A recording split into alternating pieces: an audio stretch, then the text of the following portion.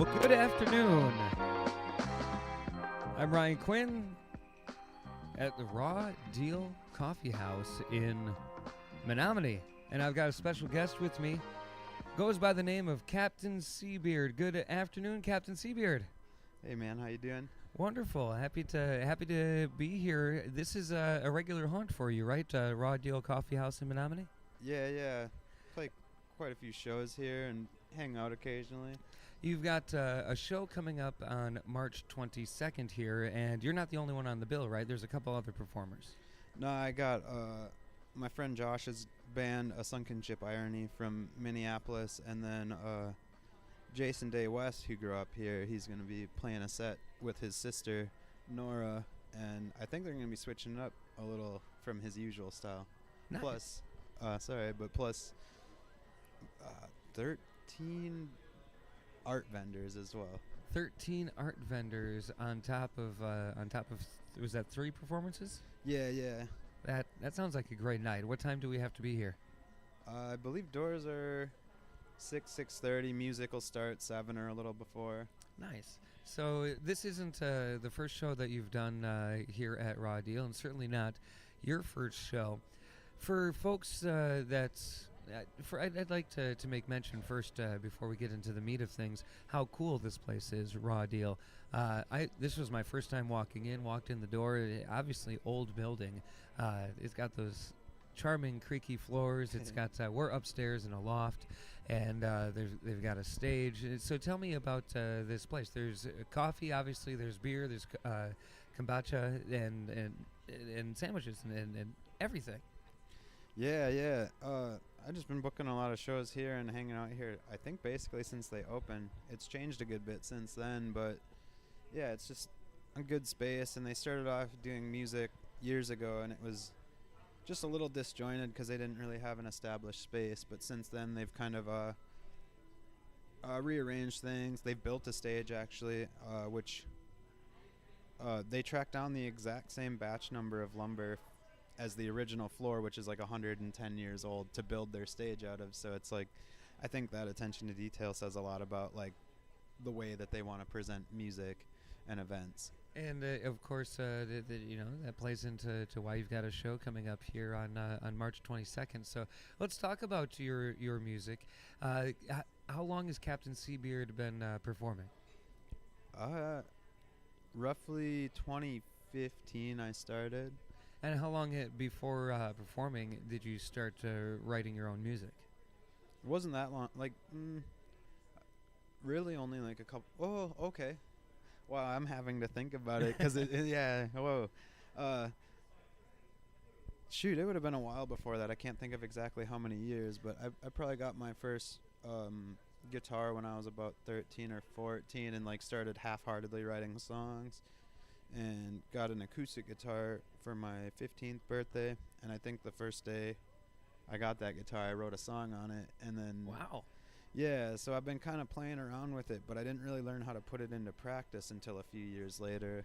So it sounds like you've kind of just been musical for a lot of your life, at least going back to adolescence. Was it a musical upbringing too? Oh yeah.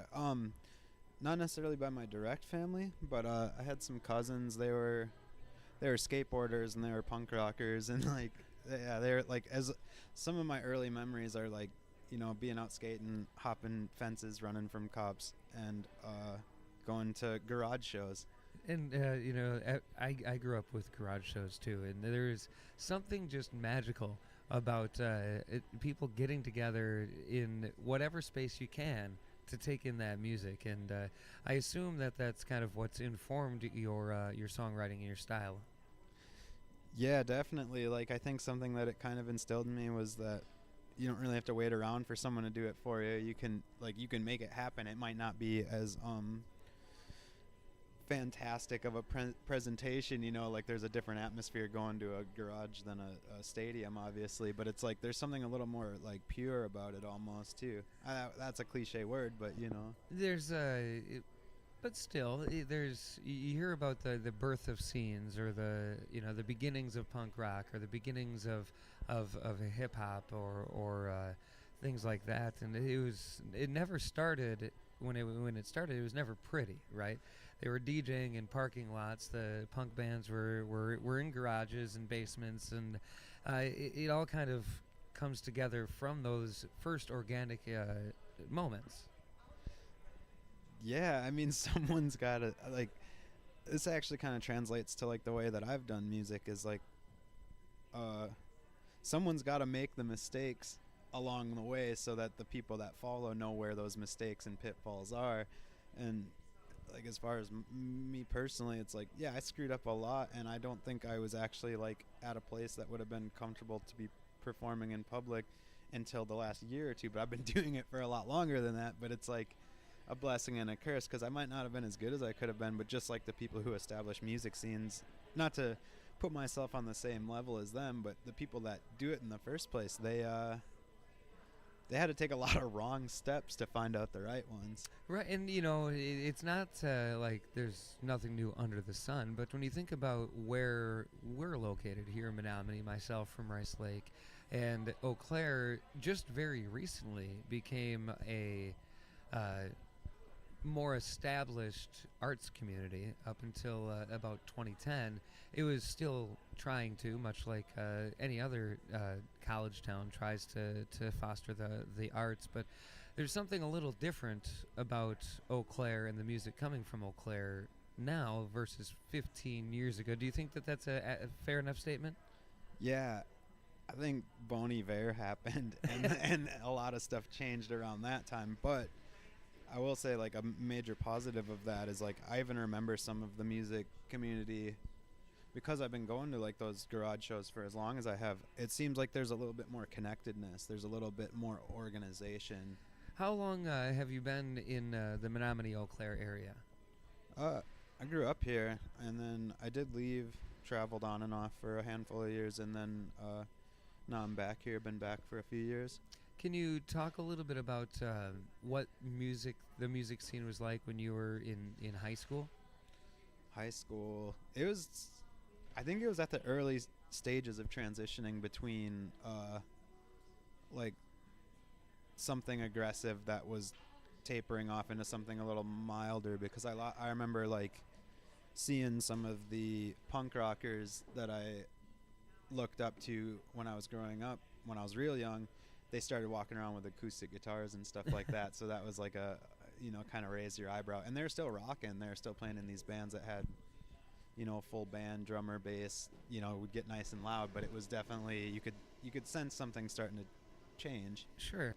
And do you know, I mean, you don't want to say, oh, Bon Iver. I mean, yeah, Bon Iver happened, but Bon Iver was a part of a culture shift at that point.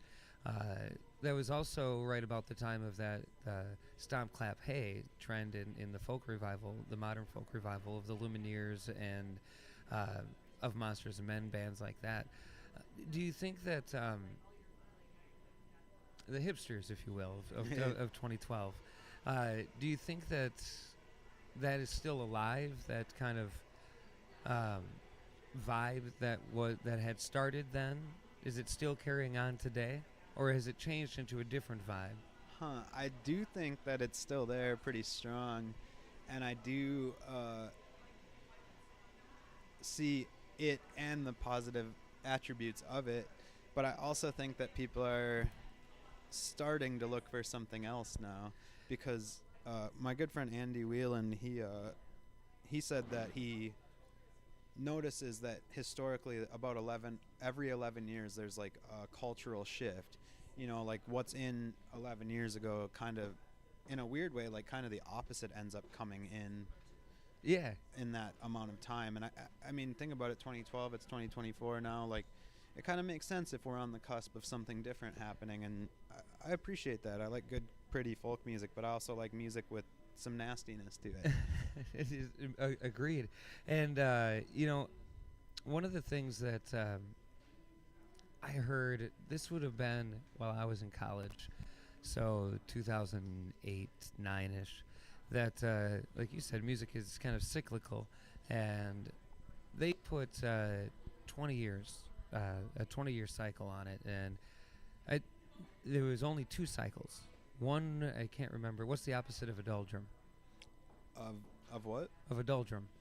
A doldrum. I don't know. Excitement. I don't know. So at that time, 08, 09, he said that I believe it was one of my professors in college had said that right now, back then in 08, 09, that we're experiencing a doldrum. We're in the middle of the doldrums, and in about 20 years, which would be about right now. Yeah.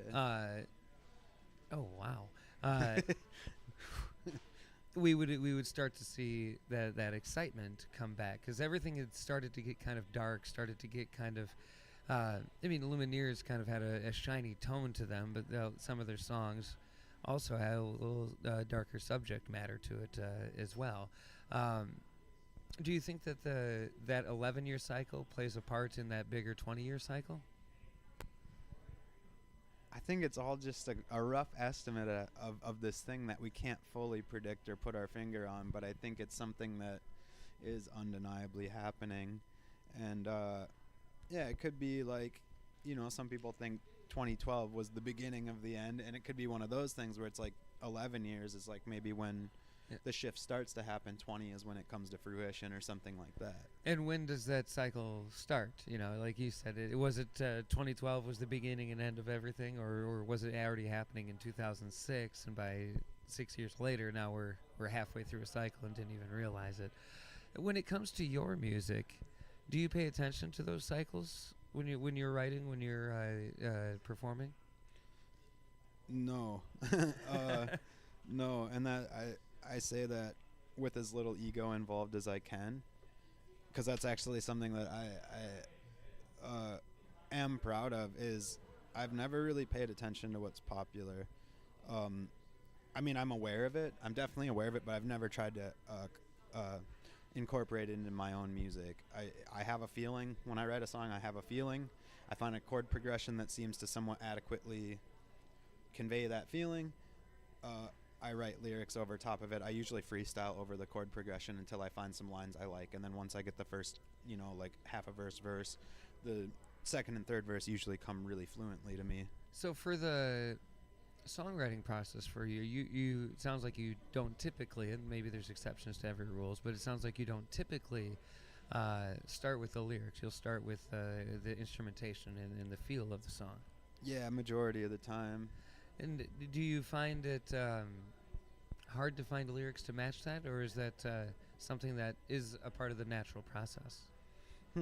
Lately I've been in a bit of a rut, but sometimes you just gotta compile some feelings until you have enough inspiration to write about them, and that must be a good sign that life's not going too horribly if I don't have anything to write about. But at the same time, yeah, usually it's something that it could have been something that happened years ago, but I still feel some way about it, and that feeling arises, and then the chord progression stimulates something in me to want to release that. And then yeah, I write majority of my songs in 20 minutes, because I find a feeling, I find a few lines that start to capture it, and then I just follow that feeling until the song's written. So describe do you have a songwriting session that you do, now it's time for me to play the guitar, or is it kind of just at least a couple times a day you'll pick up a guitar and something will happen, and it's not necessarily a session, if you will, but or a designated time to play? It's just all right, we're playing now. I just practice every day. I run through songs that I know every day. And then I don't know, just when it hits, it hits. I don't ever force it. I haven't felt inspired to write a song for a month or something now, maybe even a little more, and it's well, that's the way it is for now. I'm sure the inspiration will come back. Comes in waves, and it sounds like you pull from very personal places. Did I pick up on that right? Yeah. One thing I really do consciously try to do in my songwriting is write about something very specific to me, but convey it in a way that might not be what it means to the next person. So therefore, I always have my understanding and my relationship with what it means to me, but if somebody else gets something else out of it and it means something to them, that's good. You're right. And I think that that's that's one of the things that artists a lot of times uh, battle with is the listener free to interpret this how they want to, or does this mean a specific thing? And it sounds like you're pretty open to open interpretation of your art. Yeah, it's really entertaining. Like, I mean, I'm flattered too. I don't get me wrong, but it is entertaining when I've had. It hasn't happened too often, but occasionally have somebody tell me like a certain song applies to their life because of X, Y, and Z, and then I'm not gonna correct them. I'm not gonna tell them what it means to me because I think it's really cool that they got that out of it. It's like, if it means something to you, it means something to you. It doesn't have to be what some intended purpose I had. Sure. When you're playing shows, you seem like the type of person that really gets into the crowd energy and the people that are there and appreciative almost of the fact that humans like music. What is it like for you on show night? Uh, usually pretty high strung, but I've been getting a little better. But like, it also depends on if I book the show or if someone else booked the show. I usually get pretty high strung, pretty high energy, but yeah, I love to see like the physical expression, even if it's just somebody like tapping their toe or like moving around or even smiling like when I'm playing, and I definitely like feed off that, and hopefully in a healthy way. But you know, Life, I guess, can be the judge of that. But talk a little bit about both music performances as a performer and as a fan, because I'm picking up some assumptions that you've attended quite a few shows too. yeah, I try to go when I can, and I'm not as good about it as I could be as far as like the local scene lately. But honestly, like whether I'm playing it or it's being played for me, like does it make me feel something? And I don't really want to go sit at a show and pretend to like something if it's not truly doing anything for me. And that's like what's beautiful about like uh music with a little more nastiness to it is it gives you something to think about. And like my music might not necessarily be pretty, but it'll give you something to think about. It'll What do you mean by nasty? I think I know, especially based off of our conversations off air, but you're not necessarily talking about obscene lyrics or things like that. You're talking more the composition, like when a blues player says that was a nasty solo. that's pretty much it, man. And does it have the soul? Does it have the feeling? Does it have the flavor? Because there's a lot of beautiful music out there, but it seems like they're kind of just going through the motions, where like I want to see somebody have a relationship with what they're expressing. I will say that in the last few years, especially, I've gotten a new appreciation for studio musicians. Yeah. So I don't want my next statements to be held against me, but there's companies out there that just produce music endlessly, whether it's for Spotify playlists or for royalty-free music companies. And I've found, especially with the work that I do, I run through a lot of that, that a lot of that music does just feel quite empty and soulless. And that's not to say that you have a singer-songwriter that's putting their all into a composition, hire studio musicians to come and play it. I think that soul still is there because of the original composer, but there's got to be something to the music for me to really attach to it, and I think that you were saying something similar to that. Yeah, and you can do both. Like You can. I got a friend who lives in Eau Claire, Sam Weaver. He's helped me with some of my recordings, and he's played a lot of shows with me. He has his own music, but he also is a really amazing like session musician, and like he is incredible, talented, and knowledgeable. But he also, you can feel something when you hear him play, and that's really it. Is like it's not exclusive. It's not one or the other, but it's like I don't know. Are you creating something, or are you emulating something you've seen someone else do?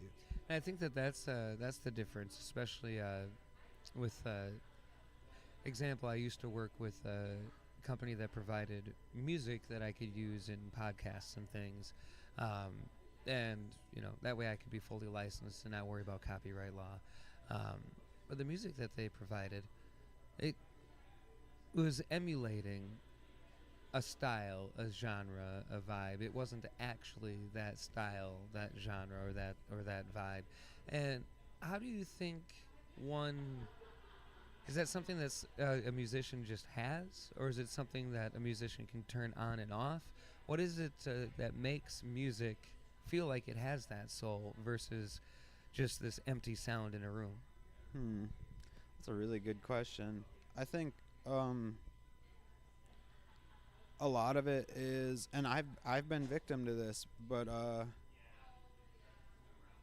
doing it first and foremost for yourself, and this is kind of a played out concept, at least in speech, maybe not necessarily in practice, but yeah, just like the walls need to come down. That's what like art is. That's what vulnerability is, and like art is vulnerable, and you're really just like burying yourself. And the I think it can be learned. I think it can be turned on and off. I think if somebody finds that a certain type of performing works well for them, even if it's not the genuine expression anymore, they might lean into that because it finds them success to some degree and things like that. But the soul can be stripped from it, but it can also be put back into it, I think. Sure. So it's both tangible and intangible, if you will. Uh, do you think that you touched on something, and I'll just ask a fairly blunt question. What are your thoughts on quote unquote selling out? Well, shoot. Well, shoot. We all like to pay our bills, you know? Right, and that's I think the point that I was going to make there is that if a musician still has access to do the art that turns them on, that makes them feel that this is the art for them, but also does something to pay the bills, is that selling out? Is that, I don't know. I don't know that is. I wouldn't say necessarily, by no means. You can do both. You Yeah. can definitely do both. I know with the shows and things that I throw in Rice Lake, and the stuff that I do on the radio in Rice Lake, are two completely different monsters, right? Like the basement shows, for lack of a better word, when I book the bands, I try to make sure that first I like them, that I'm going to have a good time, which maybe I should put the audience first before myself, but it hasn't gone bad so far. And I try to find artists that I think are going to bring a soul, a feeling, a vibe to Rice Lake that hasn't been felt either ever or in a long time. And that's sometimes challenging to find an artist, especially in today's age of how do you meet bands, right? You used to go out and you'd see a band. I want to book them because I see them, and or your friend knows them, they can vouch for them. You've met the guitar player. Now you reach out online and there's a name and a picture that says we can play this. It's weird. It's weird, and it's I found difficult at times to try and find the right formula for keeping that soul intact with the live performances with the right types of musicians. Yeah, I think that it's definitely getting trickier to navigate with social media and the internet and all that, and it inevitably becomes a little more generic. But also, like, I mean, just booking what you like might seem selfish, but oddly enough, like if you like it, there's a reason for that, and it's likely other people will like it too. And I think that one of the mistakes that is being made right now, especially with like the trend cycles, is a certain type of music right now is very popular, which it always will be that way. There'll always be what's popular and what's not.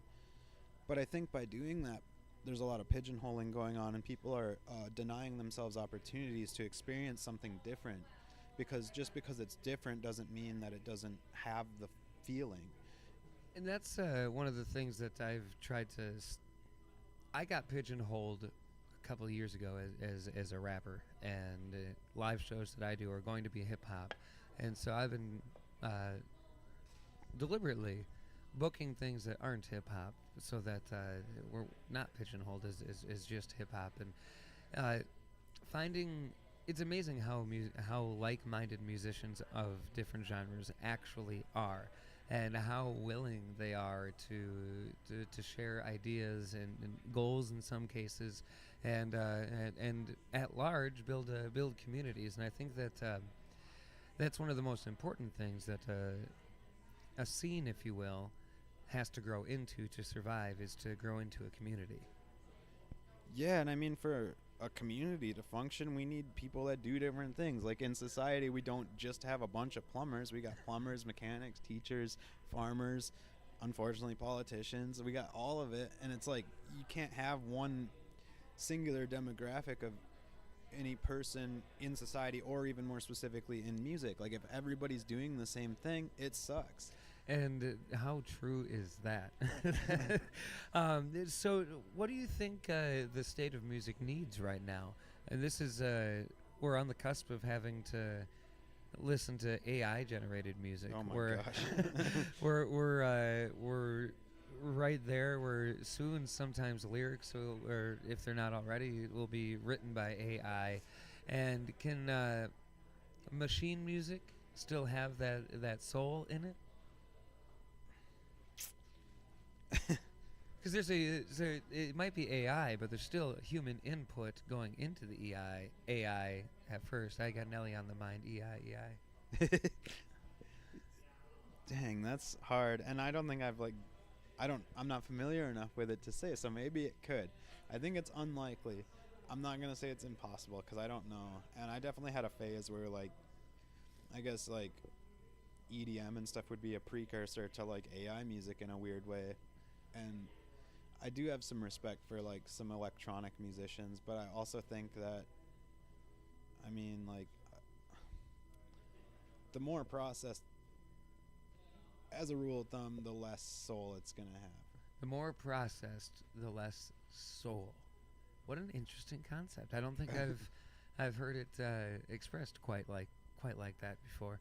And that I think kind of goes back to the conversations that we had before our on-air conversation started, with the gritty and rawness of some of our favorite recordings, and not a lot of processing in early punk recordings, or for early hip hop recordings. It's just straight onto the tape, recorded in a living room, and you still got the hisses and clicks in it, and to me that's pretty special. And I don't think AI can do it, but it's not going to be because it had to do it. Yeah, I mean, and that's the thing, is it's like, it's kind of just a matter of, like, how much of the character are you willing to give up for the polished sound you're looking for? Because if you polish it too much, it, in my opinion, kind of loses some of the character. And like some of the people that were big names in music were not really that technically gifted, but they had a good way of conveying what they were doing. Like, I think of Johnny Cash, like, he wasn't like an immaculate singer. He was, good, and it suited his style, and he used it in a way that conveyed what he was trying to express. I agree 100% on Johnny Cash. He never had a huge range, and was when he sang, you knew it was him, for sure, regardless of the style changes from that early rockabilly to more fleshed out country and gospel vibes of his later years. That voice was always still just Johnny Cash. Hello, I'm Johnny Cash. It's iconic. I just watched a June Carter documentary. Oh, sweet. Because everybody, I think this was the point that the documentary makers were trying to make, is that everybody talks about Johnny, but nobody talks about June. And she was how worthy of a musician she was in her own right, which is absolutely true. But they showed footage in that documentary of her recording the last album that she recorded at age 70, and Johnny's there. He's obviously up in age too, and then at least one of their sons was involved in the recording, and they just did it in the house that she grew up in. Went back to the house that she grew up in, sat in chairs like you and I are sitting in right now, and put together this album. Now I haven't heard the album, but seeing that footage, just to be a fly on the room of whether it's June and Johnny recording that last album, or think of some of the iconic albums. Fleetwood Mac would be a hell of a time being a fly on the wall for, but that behind the scenes stuff, I think, doesn't take for granted. That's not what I'm trying to say, but I think that it just ties into making the art more human when you get to know the process that they used, even if you can't hear those clicks and hums in the final recording. Having been able to see those clicks and hums in action made it a little more tangible for me. Yeah. I mean, and that's the only reason I'm really like, I wouldn't say I'm like automatically opposed to AI, but why I am skeptical is because how do you do that without losing the humanity? And there's something like the humanity is what makes it. And even when culture becomes kind of like a monoculture and everybody's doing the same thing, it's like we can't all be this similar. Like that's what makes life interesting, is that we all are not that similar. You used that word monoculture, and I just recently been introduced to I guess I had always been aware of monoculture on a subconscious level, just never considered it. But when you and I were growing up, it was the tail end of everybody watching the same shows at the same time, the tail end of everybody really being on the same page culturally, with small subsets of culture rounding out the edges. These days it seems almost the opposite, that you've got these small niches that everybody seems to be a part of, but nobody's a part of them together. And then the monoculture is just, that little stuff on the edge now, where we're all kind of subconsciously aware of it, where before that's what we were all hyper aware of. I guess you make a good point. I'll have to reassess my views on it a little bit. I think just having access to all of the same information, it makes it a little more I don't know how to say what I'm trying to say, except for that I think culture used to move at a different speed. Like it would reach different parts of the world at different times, and people would be going through their own phases. And in a similar way, we're doing that now, but there's a general theme. Like what was considered like underground music would be really popular for the last 10 years, but now, because it's been popular and because we have the internet to distribute it, it becomes the mainstream and therefore the thing that's popular. And I think that, it's just it's like a farming a field, you're just turning over last year's soil and bringing up that new stuff. And I don't know. Do you think that we'll ever see a monoculture, at least musically, like we did in the early 2000s, late 90s, the 80s and 70s, where there were these superstar bands that everybody knew, and then just smaller genres underneath those that the true heads would have been aware of? Like you have your grunge, and so what you like, either Nirvana, you like Soundgarden, or you like all of it, and it's all radio grunge, and then you've got another layer of grunge underneath that, and another layer of grunge underneath that. But there was a certain genre of grunge that you could point to, and these were the bands that made it up. It feels like it's harder to do that these days. Yeah, I definitely don't think there's like superstars anymore the way there was, because it's like been more distributed, it's been more spread out, and in some ways that's good, because then it's a more level playing field, and more people have similar opportunities, even if they're not in the locations that would be considered ideal back, 10, 20 years ago even. Right, because before, if you wanted to get discovered, you'd have to, if you were, where we are in the Midwest, you'd either go to Minneapolis or Chicago trying to get your music, your art seen, or if you were somewhere, east, it'd be, New York or out west, you'd go to LA or Portland or things like that. Now, you can get discovered if by chance, by algorithms, by whatever. Um, in Menominee. I guess I don't know what the formula is to do that, but it is possible. I guess I don't know the formula either, and it's a weird thing because there is the opportunity to get discovered through algorithms and things like that, but also there's something about the in-person presentation of something that is a lot more impactful, I think. So I don't know. It's definitely a hard world to read musically right now, but do you think the music world right now is better or worse for musicians than it was when industries ran the game or labels ran the game? I think it's good because okay, pros and cons for sure.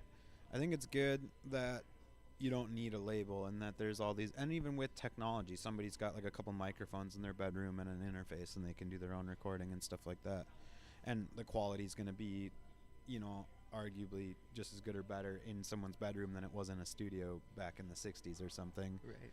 And I think it's better in a lot of ways, but it's also more saturated now, so if you're looking to do it as like a part-time or full-time income, it's definitely more competitive than it used to be. And the level of acquired popularity to like maintain that sustainable income is like a pretty grueling task, which I think it used to be too, but it's a different type of grueling. It's you've always had to do dumb things. It's a different set of dumb things that you have to do in the digital age, I guess. Would you say that that helps or hurts original music by having such a competitive local scene? Assuming you even have a local scene. I think it can go either way. I think it's really cool if people can remember that there's a lot of people doing it and there needs to be room for everybody, and like I was saying earlier, that different styles don't mean one is better or worse. It just means they're different, and one might not pertain to everybody and the other one might be more popular on a widespread basis. But it's just like, I think it can be good as long as there's humility, and I'm a hypocrite when I say that. Like, there's a lot of even local music, like there's a lot of local music that it's not bad, it just doesn't really do it for me. It's just not my thing. And I think there's, what is the thing that grabs you about music, whether it's local or not? What is it about a performance that's really going to pull you in? There's no way to like really say it for sure, but like just when I see somebody doing what they do, I don't know how to put it any more specifically than that, really, but like Authenticity? Yeah, and I'm like kind of steering away from that word, but yeah, Sure. like, because you can kind of tell when it's an act. You can kind of tell when you're watching someone play and you're like, okay, or like when they remind me a little too much of like one other specific musician, where I'm like, oh, you just listen to this person a lot and now this is how you're trying to sound. And it's like, that's inevitable.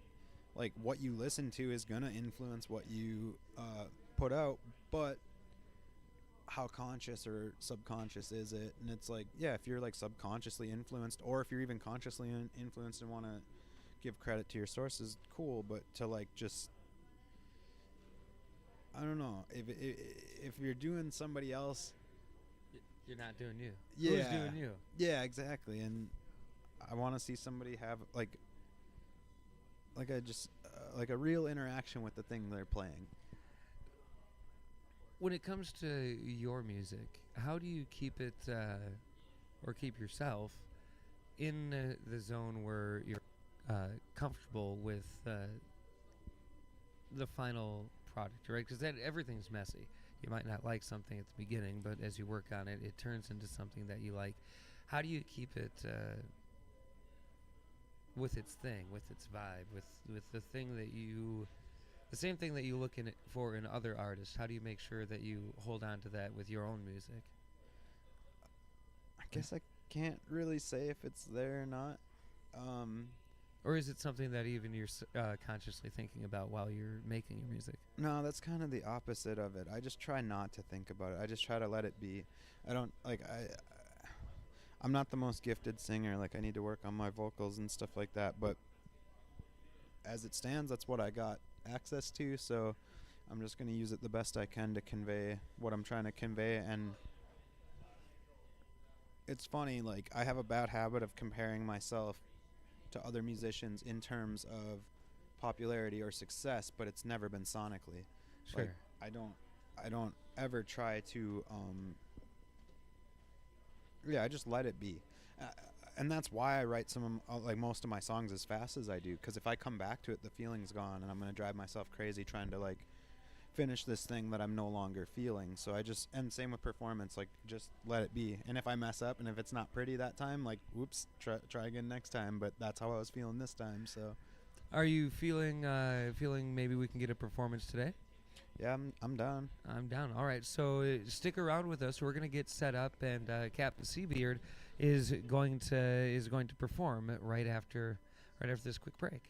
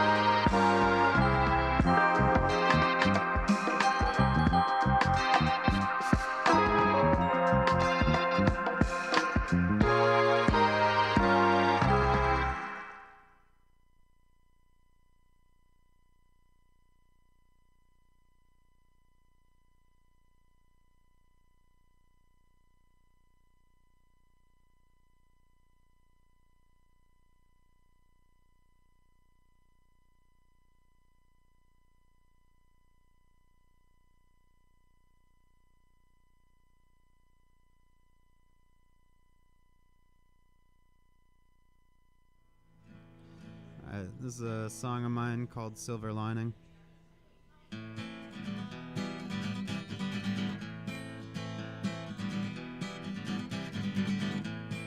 Another day comes and another day goes. Once again I've got nothing to show. One dream lives while another dream dies, and I'm left trying to survive. Another sun rises, another sun shines. We're left trying to define divine. One day laughs while another day cries, caught in the storm searching for blue skies.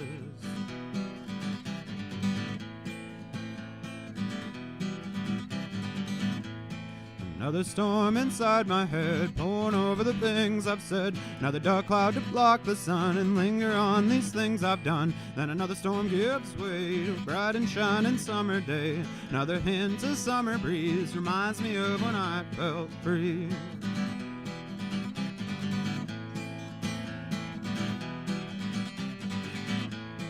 Can you see that silver lining way up in the sky? Can you see that silver lining even when life makes you cry? Gotta see that silver lining when you're too tired to try. Will you see that silver lining before the day you die?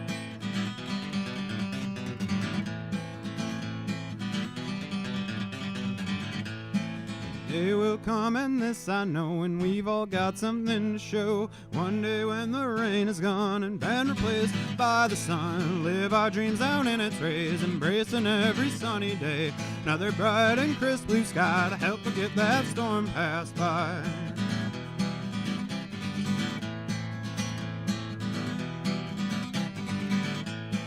Can you see that silver lining way up in the sky?